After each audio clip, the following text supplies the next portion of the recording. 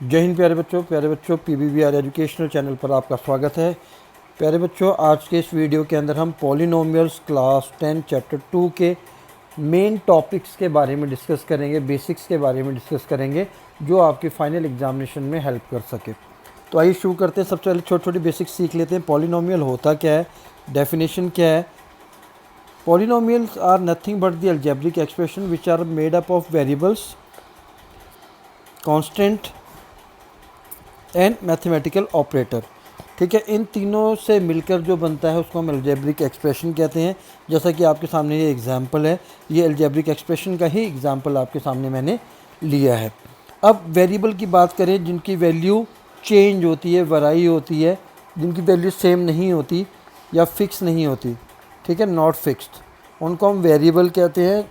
हम A to लेकर Z तक कोई भी वेरिएबल इस्तेमाल कर लेते हैं। आपने देखा होगा x की वैल्यू कभी 1 आ रही, -1 आ रही, -5/2 आ रही, तो x की वेरियस वैल्यूज़ आती हैं। ठीक है, कांस्टेंट क्या होती है, जिनकी वैल्यू फिक्स होती है।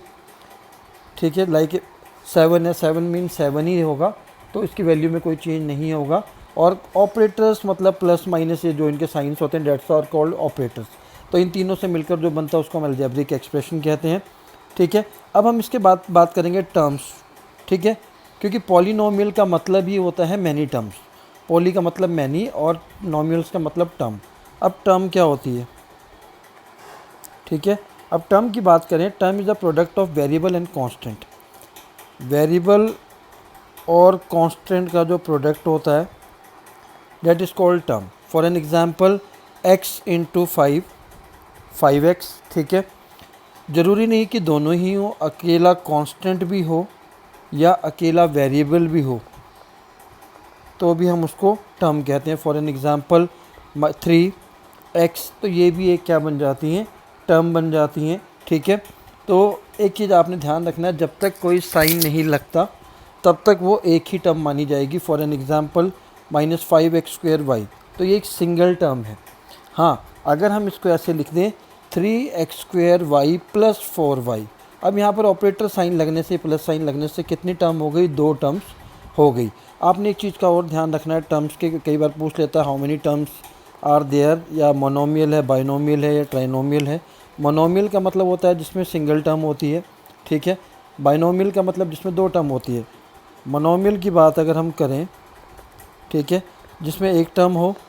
बाइनोमियल की अगर हम बात करें जिसमें 2 टर्म्स हों। ट्राइनोमियल की अगर हम बात करें जिसमें 3 टर्म्स हों। ठीक है, पर आपने एक चीज़ ध्यान रखनी है, अगर दोनों टर्म्स लाइक टर्म्स हैं तो इसको हम बाइनोमियल नहीं कहेंगे, क्योंकि ये प्लस होकर सिंगल टर्म बन जाएगी, तो ये मोनोमियल का एग्जाम्पल होगा। तो आपने इस चीज़ का भी ध्यान रखना है कि वो टर्म्स लाइक टर्म्स हैं या नहीं।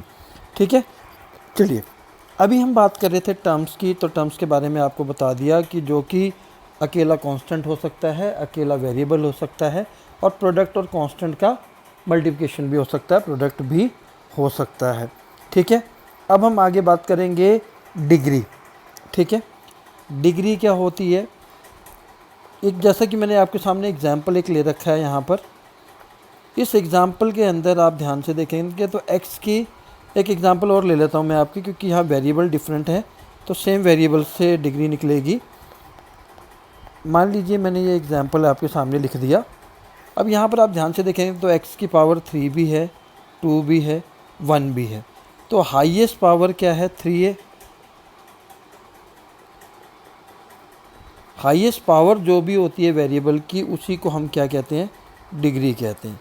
कई बार इसको ये चेंज करके लिख देते हैं, जैसे 4x3 - 6x5 और +7x, तो हम क्या करते हैं, हमने पहला देखा और हमने लिख दिया डिग्री 3। तो आपको पूरा एक्सप्रेशन ध्यान से देखना है कि वेरिएबल की हाईएस्ट पावर क्या है, वो चेक करनी है। जैसे यहाँ पर 5 बाद में लिखा है तो इसकी डिग्री क्या होगी, 5 होगी। आई थिंक क्लियर हो गया। चलिए आगे चलते हैं। अब हम बात करेंगे टाइप्स ऑफ पॉलिनोमियल।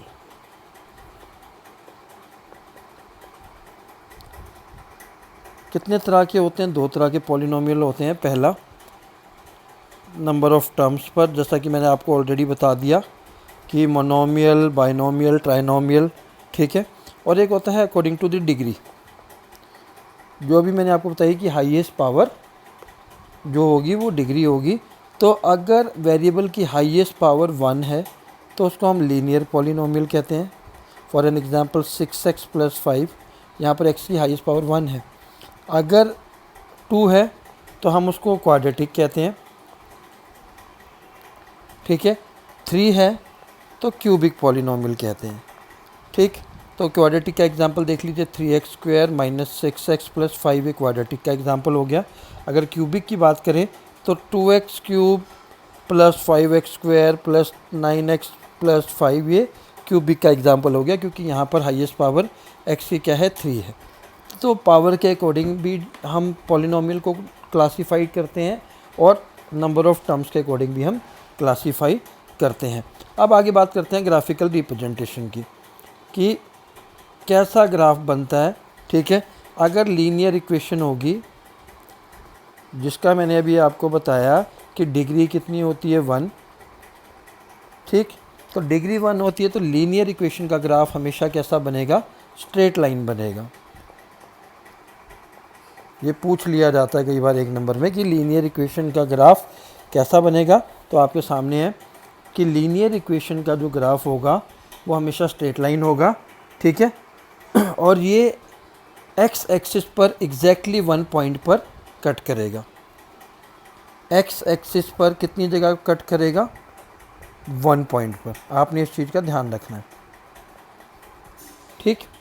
चलिए, क्वाड्रेटिक की बात अगर हम करते हैं तो ये जो शेप आपके सामने है डेट इज़ कॉल्ड पैराबोला। पहली चीज़, ये क्वाड्रेटिक इक्वेशन का ग्राफ है, जिसकी क्वाड्रेटिक की डिग्री कितनी होती है, 2 होती है, ठीक है। तो ये जो ग्राफ है इसको हम कौन सी शेप कहते हैं, पैराबोला शेप कहते हैं, ठीक है।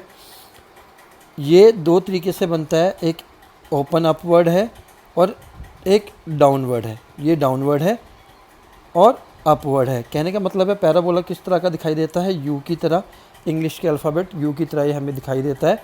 या तो एक कई बार ऊपर की तरफ यू बनेगा और कई बार नीचे की तरफ, उसकी भी कंडीशन मैं आपको बता देता हूँ, ठीक। तो क्वाड्रेटिक की जनरल इक्वेशन आपको पता होनी चाहिए, ax² + bx + c। ये क्वाड्रेटिक की जनरल इक्वेशन है, जहाँ पर a की वैल्यू क्या नहीं होगी, 0 नहीं होगी, ठीक है। हाँ, अब ये ऊपर की तरफ कब बनता है, जैसा कि इस फिगर में है, जब भी a की वैल्यू, इस a की वैल्यू क्या होगी, पॉजिटिव होगी, मतलब ग्रेटर देन 0 होगी। तो अब जो पैराबोला है वो हमेशा अपवर्ड बनेगा, ठीक है, सीधा यू बनेगा। हाँ, और अगर ये नेगेटिव हुई, मतलब लेस देन 0 हुई, तो जो पैराबोला है वो डाउनवर्ड बनेगा। तो ये कंडीशन आपको बहुत ध्यान से याद करनी है, ठीक है। लीनियर इक्वेशन में जो ग्राफ था एक्स एक्सिस पर एक जगह कट कर रहा था। क्वाड्रेटिक इक्वेशन के अंदर ग्राफ एक्स एक्सिस पर हो सकता है कि एक भी जगह कट ना करे, यानी कि कहीं पर कट ना करे, ठीक है। हो सकता है कि एक जगह कट करे, एक पॉइंट पर एक्स एक्सिस पे कट कर से, या 2 जगह कट करे। जैसा कि ये फिगर आप देख रहे हैं आपके सामने, जो मैंने ये इमेज बनाई है, यहाँ पर आप देखिए पैराबोला एक्स एक्सिस पर 2 जगह कट कर रहा है, ठीक है, ठीक। तो इसमें 2 जगह कट कर रहा है। आगे जो मैंने पैराबोला लिया है, यहाँ पर ये एक्स एक्सिस पर सिर्फ एक पॉइंट पर कट कर रहा है, ठीक है। तो मैंने क्या बताया कि क्वाड्रेटिक इक्वेशन के अंदर जो पैराबोला है एक्स एक्सिस पर हो सकता है कहीं पर भी कट ना करे, यानी कि 0 पॉइंट, हो सकता है एक जगह करे और 2 जगह कट करे, पर मैक्सिमम 2 जगह कट करेगा, क्योंकि क्वाड्रेटिक इक्वेशन की डिग्री क्या है, 2 है। लीनियर की डिग्री 1 थी, इसलिए 1 जगह कट कर रहा था, इसकी डिग्री 2 है तो मैक्सिमम 2 जगह कट कर सकता है। अब तीसरा देखिए, डाउनवर्ड बनाए, इसमें क्या है, a की वैल्यू लेस देन 0, यानी कि नेगेटिव वैल्यू है, तभी ये डाउनवर्ड है। और हम देख सकते हैं कि एक्स एक्सिस पर ये कहीं पर भी कट नहीं कर रहा है, ठीक है। तो आपने क्वाड्रेटिक का ये क्वेश्चन आ जाता है, बहुत इंपॉर्टेंट है, आपने इसको बहुत ध्यान से सीखना है, करना है। अब हम बात करेंगे ग्राफ ऑफ पॉलिनोमियल। जब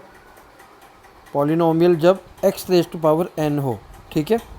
for polynomial of the form y = x⁻n, where n क्या है, यहाँ पर होल नंबर है, आपने इस चीज़ का ध्यान रखना है, ठीक है। होल नंबर कहाँ से स्टार्ट होते हैं, 0 से स्टार्ट होते हैं, 1 2 3 4 5 एंड अप टू इन्फिनिटी। इसमें कुछ आपने ज़्यादा याद नहीं करना, कुछ चीज़ें आपको पता होनी चाहिए। कि कई बार क्वेश्चन आ जाता है कि y = x⁻n है, तो अगर n इंक्रीज़ करता है, ठीक है, अगर n की वैल्यू इंक्रीज़ करती है यानी कि पहले 0 थी, फिर 1 2 3, अगर ऐसे n की वैल्यू इंक्रीज़ करती है तो जो स्टीप है, मतलब ये जो ग्राफ है, ये किसके क्लोज़र जाएगा, ये वाई एक्स के क्लोज़र बनेगा हमेशा। ठीक है, वाई एक्सिस के कहाँ बनेगा, क्लोज़र बनेगा जब n की वैल्यू इंक्रीज़ करते हैं। अगर n की वैल्यू ऑड होगी, ये भी इम्पोर्टेंट है, अगर n की वैल्यू ऑड होगी तो ग्राफ कहाँ पर बनेगा, फर्स्ट और थर्ड क्वाड्रेंट में। ठीक है, क्योंकि आप देख सकते हैं जब दो परपेंडिकुलर लाइन इंटरसेक्ट करती हैं तो 4 क्वाड्रेंट बनते हैं, first quadrant, second quadrant, third quadrant and fourth quadrant. तो जब n की वैल्यू ऑड होगी, मतलब 1 3 5 7 9 ऐसे कुछ होगी, ठीक है, तो ये जो ग्राफ हमेशा बनेगा ये इन दो क्वाड्रेंट में बनेगा। ठीक, फर्स्ट और 3। अगर n की वैल्यू इवन है, यानी कि 2 4 6 8 0 है, तो ग्राफ हमेशा फर्स्ट और सेकंड में बनेगा। तो आपको ये याद रखना है कि फर्स्ट और सेकंड क्वाड्रेंट में कब बनेगा, जब n की वैल्यू क्या है, इवन है। तो ये बहुत इंपॉर्टेंट है, कई बार एक क्वेश्चन 1 नंबर का आ जाता है। ठीक है, अब हम सबसे इंपॉर्टेंट टॉपिक की बात कर रहे हैं, जीरोज ऑफ द पॉलिनोमियल। अब सबसे पहले जीरो होता क्या है, एक एग्जांपल से समझते हैं। मान लीजिए 4x + 4 है, एक एग्जांपल। मैं x की ऐसी कौन सी वैल्यू पुट करूं कि इसका आंसर 0 आ जाए। ठीक है, तो मैंने क्या किया, x की वैल्यू मैंने पुट कर दी, सपोज करो -1। -4 + 4 कितना आ गया, 0 आ गया। तो x की वैल्यू -1 क्या हो जाएगी, 0 हो जाएगी इस पॉलिनोमियल का। ठीक है, तो पढ़ते हैं पहले।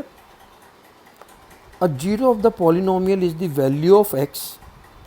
जीरो ऑफ द पॉलिनोमियल क्या है, x की वो वैल्यू है जिसके पुट करने से आंसर क्या आ जाए, 0 आ जाए, जैसा कि एग्जांपल मैंने आपके सामने दे दिया है। ठीक है, for an example consider the polynomial. इसका एक एग्जाम्पल इन्होंने दिया है। जब हमने x की वैल्यू 1 पुट की, आप देख सकते हैं आंसर क्या आ गया, 0 आ गया। Since px is equals to 0, क्योंकि px का मतलब यहाँ पर पॉलिनोमियल है, पॉलिनोमियल को हम px से रिप्रेजेंट करते हैं। ठीक है, जब पॉलिनोमियल की वैल्यू 0 आ गई, किस पर आई थी, x = 1, we say that 1 is the zero of the polynomial, कि 1 जो है वो इस क्वाड्रेटिक इक्वेशन का क्या है, 0 है। ठीक है, अब आपने एक चीज़ और ध्यान रखनी है, सबसे इम्पोर्टेंट। 0 का मतलब आपको समझ में आ गया। अब मैंने यहाँ पर आपका जो सामने 2 एग्जाम्पल लिए, एक मैंने एग्जाम्पल लिया था आपका लीनियर इक्वेशन का, ये वाला। ये जो एग्जाम्पल है ये क्वाड्रेटिक का है। तो इसमें कितने जीरोज आ सकते हैं मैक्सिमम, कई बार ये भी क्वेश्चन पूछ लेता है। लीनियर इक्वेशन की डिग्री कितनी थी, 1 थी। ठीक है, तो जितनी डिग्री होती है मैक्सिमम उतने जीरोस उस इक्वेशन के पॉलिनोमियल के बन सकते हैं। तो लीनियर में हमेशा एक ही जीरो होगा, एक से ज़्यादा नहीं हो सकता। क्वाड्रेटिक की डिग्री 2 थी, तो इसके अंदर मैक्सिमम 2 जीरोस बन सकते हैं, जैसा कि मैंने आपको ग्राफ में दिखाया था। हो सकता है एक भी ना आए, ठीक है, हो सकता है एक ही जगह टच करे और हो सकता है 2 जगह टच करे, पर मैक्सिमम 2 जीरोज हो सकते हैं। सिमिलरली क्यूबिक में डिग्री 3 थी, ठीक, तो मैक्सिमम 3 जीरोज हो सकते हैं। आपने इस चीज़ का ध्यान रखना है। अब ये जो आगे हम बात करने जा रहे हैं ये भी बहुत इंपॉर्टेंट है, यहाँ से क्वेश्चन आ जाता है। ये जो टॉपिक है इसका नाम है ज्योमेट्रिकल मीनिंग ऑफ जीरोस। ठीक है, समझ में आ गई। पहले तो हमने एक नॉर्मल डेफिनेशन की, अब हम ज्योमेट्रिकल मतलब ग्राफ के हिसाब से जीरो का क्या मतलब है। Zeros of the polynomial are the points where its graph cuts the x axis. ठीक है, ग्राफ के तौर पे जब हम जीरोस की बात करते हैं तो हम ये कहते हैं कि ग्राफ ने एक्स एक्सिस पर कितनी जगह कट किया है उतने ही उसके जीरोस होंगे। जैसा कि आप पहला देख सकते हैं, स्ट्रेट लाइन है, ग्राफ है। स्ट्रेट लाइन किसका बनता है, लीनियर इक्वेशन का ग्राफ बनता है। ठीक है, और ये मैंने कहा था सिर्फ एक जगह कट करेगा एक्स एक्सिस पर, तो एक जगह कट कर रहा है, तो इसमें कितने जीरोज हैं, 1, और इसका पॉइंट क्या है, -2। एक्स की वैल्यू क्या है, -2, यही आंसर होगा। यहाँ पर देखिए ध्यान से, ये 2 जगह कट कर रहा है।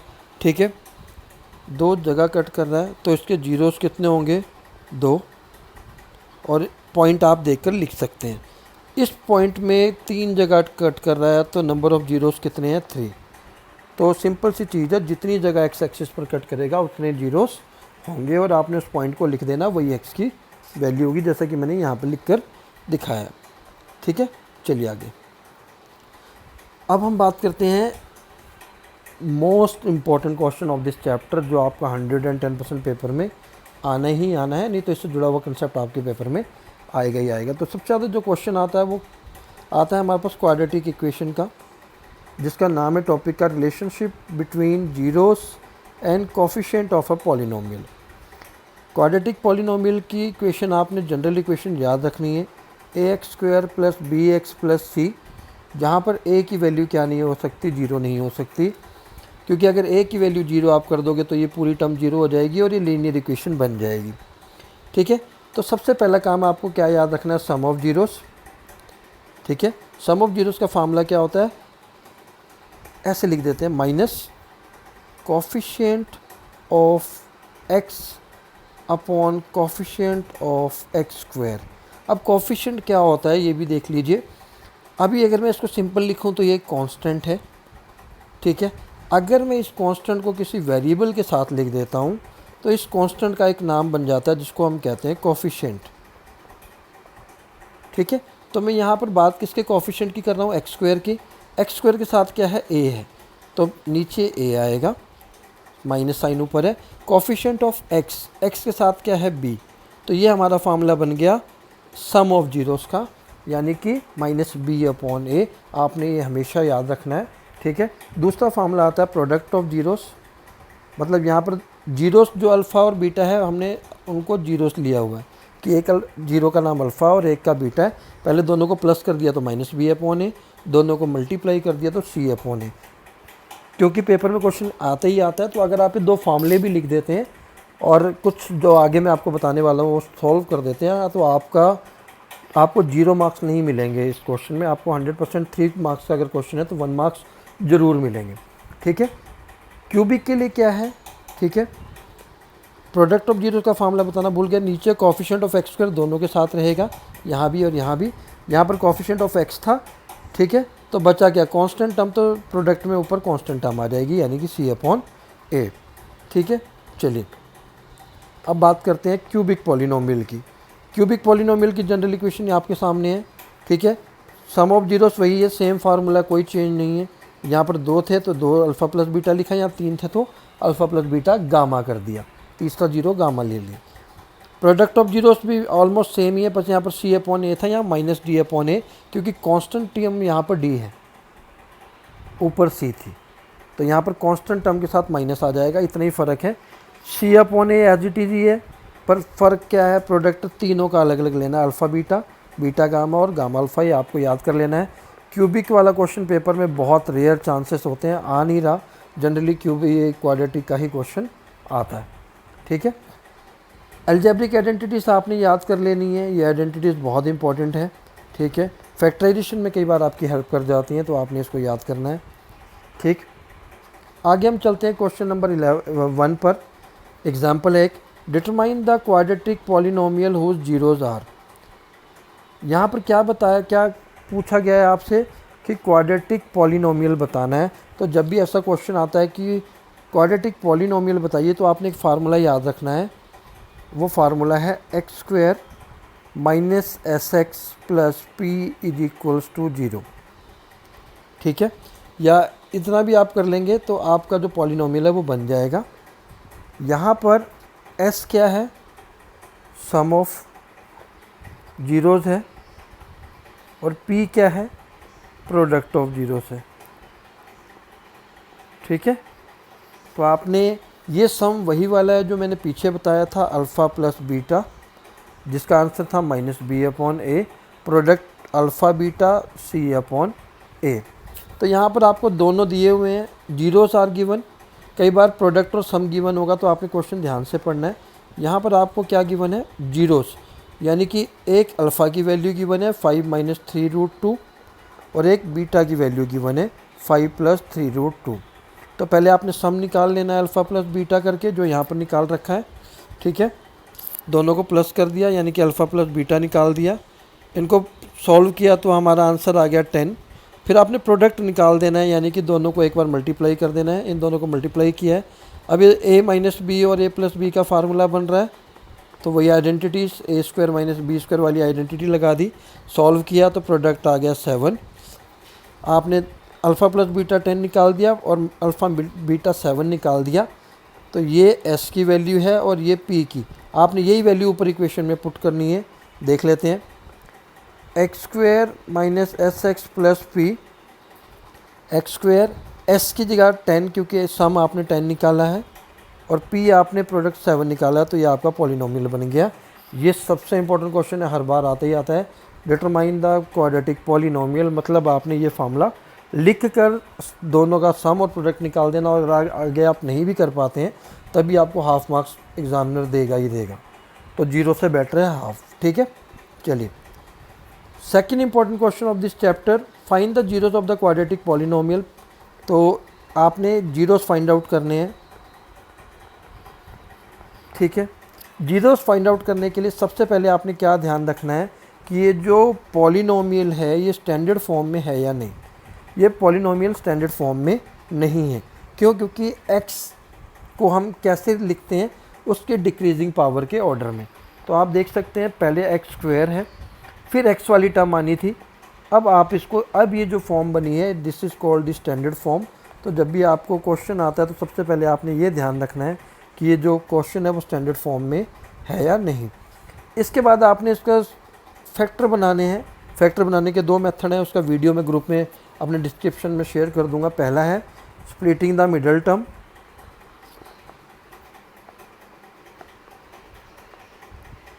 सेकंड है यूजिंग क्वाड्रेटिक फार्मूला। ठीक है, तो यहाँ पर आप देख सकते हैं इन्होंने स्प्लिटिंग द मिडल टर्म लगाया है। ठीक है, स्प्लिटिंग द मिडल टर्म करने के बाद x की 2 वैल्यू आ गई, एक आई है -1/3 और एक आई है 3/2। अब ये जो x की वैल्यू आपकी सॉल्व करने के बाद आई है, ये जो 2 फैक्टर बने थे 3x + 1, इसको 0 के इक्वल रखा तो -1/3 आई, और दूसरा था 2x - 3, इसको 0 के इक्वल रखा तो 3/2 आई। ऐसे आई हैं दोनों वैल्यू। तो x की एक वैल्यू हमारी अल्फ़ा है, दूसरी क्या है, बीटा है। तो जब भी आपको ऐसा क्वेश्चन आता है तो सबसे पहला काम आपने क्या करना है, मैं वो स्टेप वाइज बता देता हूँ। पहले तो आपने सबसे पहले क्या लिखनी है, general equation ax² + bx + c, इसको सामने ये स्टैंडर्ड फॉर्म लिख देनी है 6x² - 7x - 3। यहाँ से x² के साथ वाला जो टर्म होगी वो a की वैल्यू है 6 आ गई, x के साथ वाली b की वैल्यू है, यहाँ b प्लस में था पर यहाँ माइनस में, तो माइनस लेना है। c यहाँ पर प्लस में था लेकिन यहाँ माइनस में है तो माइनस लेना है। तो ये आ गई। यहाँ से आपने सबसे पहला काम क्या करना है, अल्फ़ा प्लस बीटा निकालना है, यानी कि सम ऑफ जीरोस निकालना है। अल्फ़ा प्लस बीटा, ठीक है, फार्मूला क्या था, -b/a, अल्फ़ा बीटा c/a। सबसे पहले आपने जनरल इक्वेशन से 2 चीज़ें निकाल लेनी है। -7 वैल्यू है, तो एक माइनस फार्मूले में है और एक 7 के साथ माइनस है। इसमें गलती बहुत बच्चे करते हैं। a की वैल्यू 6 है तो a की 6 ले ली, ये आ गया 7/6। सबसे पहले आपने स्प्लिटिंग द मिडल टर्म से पहले ये वाला काम करना है। c की वैल्यू क्या थी, -3, और a की वैल्यू है 6। जब इसको रिड्यूस किया तो ये आ जाएगा -1/2। तो उसके बाद आपने 2 वैल्यू अल्फ़ा और बीटा की निकाली थी। एक आपकी आई थी -1/3 और दूसरी थी 3/2। -1/3 और दूसरी थी 3/2। इन दोनों को आपने एक बार प्लस करना है, अल्फ़ा प्लस बीटा कर देना है, -1/3 और 3/2, और एक बार इनको आपने मल्टीप्लाई कर देना है, -1/3 × 3/2। इनका आंसर, ये वाला आंसर प्लस करने के बाद जो आया था वो इधर भी वही आना चाहिए। एलसीएम लिया 6 आया, -2 + 9 7/6, यानी कि हमारा प्लस वाला सही है क्योंकि हमने जो फार्मूले से निकाला और जो हमने अल्फ़ा बीटा की वैल्यू निकाली उनको प्लस करके सेम आ रहा है। मल्टीप्लाई करके भी देख लीजिए, -1/2, तो ये वेरीफाइड हो गया। तो आपने करना क्या है, एक बार आपने फार्मूला जो आपको पता है अल्फ़ा प्लस बीटा, जो जनरल फार्मूला, वहाँ से अल्फ़ा प्लस बीटा की वैल्यू निकाल लेनी है, अल्फ़ा और बीटा की। सबसे पहले काम आपने ये करना है। उसके बाद आपने इक्वेशन को स्प्लिटिंग द मिडल टर्म या क्वाड्रेटिक फार्मूला से आपने x की 2 वैल्यू निकाल लेनी है, उनको अल्फ़ा और बीटा का नाम दे देना है। जो अल्फ़ा बीटा की वैल्यू आई है उनको दोनों को प्लस करना है एक बार, और एक बार मल्टीप्लाई करना है। अगर प्लस करने पे पहले वाले प्लस के सेम आ गया और मल्टीप्लाई करने से मल्टीप्लाई वाला सेम आ जाता है तो आपका आंसर सही है। This is called the verification. तो इतना अगर आप कर लेते हैं तो मैं मानता हूँ कि पॉलिनोमियल में आपके अगर 5 या 6 नंबर का पेपर में क्वेश्चन आते हैं तो आप इजीली 3 to 4 ले सकते हैं। तो आज के लिए इतना ही, फिर मिलते हैं नेक्स्ट वीडियो में। जय हिंद, जय भारत।